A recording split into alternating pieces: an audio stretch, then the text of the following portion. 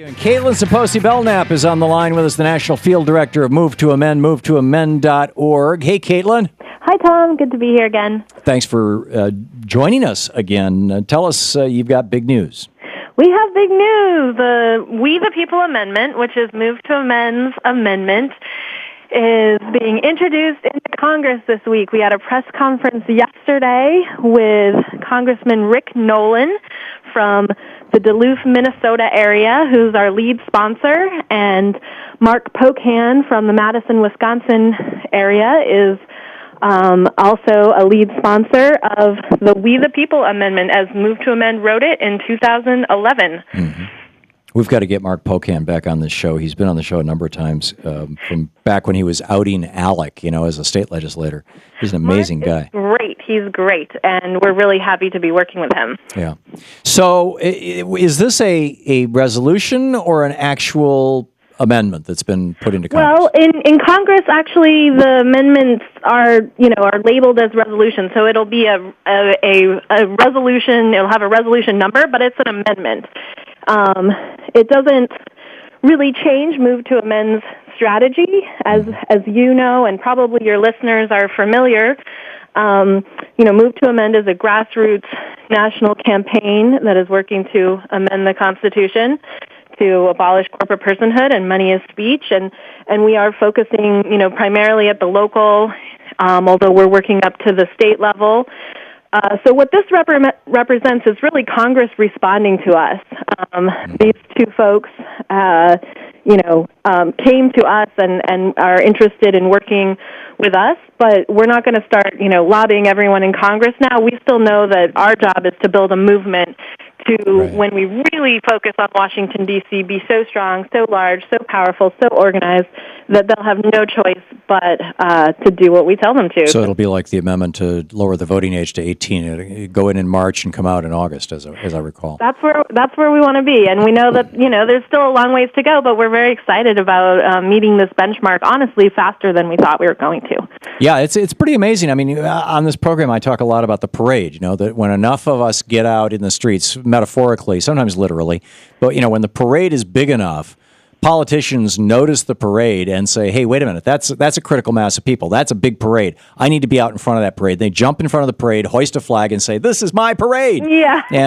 And so here you've got two members of Congress who have said, hey, this is my parade, because they see that parade happening. God bless them. That's their job. It doesn't say leader anywhere in the Constitution. It says representative. They're supposed to represent us, which means, be there with the parade.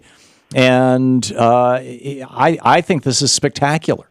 Well, thank you. We do too. We're pretty excited, and it's in response to the fact that we have worked to pass hundreds of resolutions across the country, many of them through ballot initiative.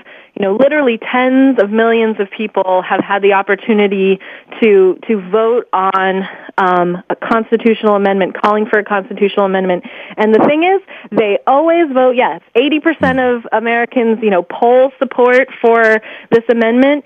And whenever we've been in the ballot box, we won by a supermajority. It's never lost, but most of the time it wins by 70% or more, even in conservative districts or towns where it's been on the ballot. So, well, I have Tea Partiers who call into this program who love the idea of saying corporations aren't people and money isn't speech, because frankly, from their point of view, union corporations are abusing these things. I mean, it's not that I would agree with that statement, but they're saying let's level the playing field. Let's have democracy just be for people. Well, and one of the things that sets the Move to Amend coalition apart from some of the other proposals that have come forward since Citizens United, we've been working on this issue for, ever. Way before Citizens United. I've been at this for 12 years now, and, we've known each other for about that long. Yeah, I remember the first meeting that was about Nike versus Kasky. That was 2001, wasn't it? 99 or 2002. It was right when I first started getting involved in Democracy Unlimited. But then also, we're the only group that is making very clear that all corporate constitutional rights need to be stripped, and also that it needs to apply to all artificial entities. Right. I would agree with what you're saying, that unions actually serve a very different role in society than for-profit corporations, and And so it's not that they're the same thing, but and when it comes to constitutional protections, we really need to be clear that only human beings have constitutional rights. Right. No, I'm totally with you. Caitlin, your phone is totally disintegrating right now. Oh, no. Yeah. I'm standing in the one place. Can you hear me better now? Back. Yeah. Okay. Okay. Back. Sorry about that. Yep. I will make sure not to. Yeah. Don't stand in that dead zone. At all. Okay. So what's the strategy going forward for Move to Amend? You said you're not yet ready to start, full press court of lobbying Congress. It seems to me that, Rahul Grijalva, Jan Schakowsky, the Progressive Caucus in the House of Representatives would be ripe for this. I see that Al Franken is doing fundraising now for his run for re-election in 2 years by putting up ads on websites saying, roll back Citizens United, click here and give me money. God bless him. I'm not criticizing him for that. Senator Sanders did the same thing, essentially, so did Sherrod Brown.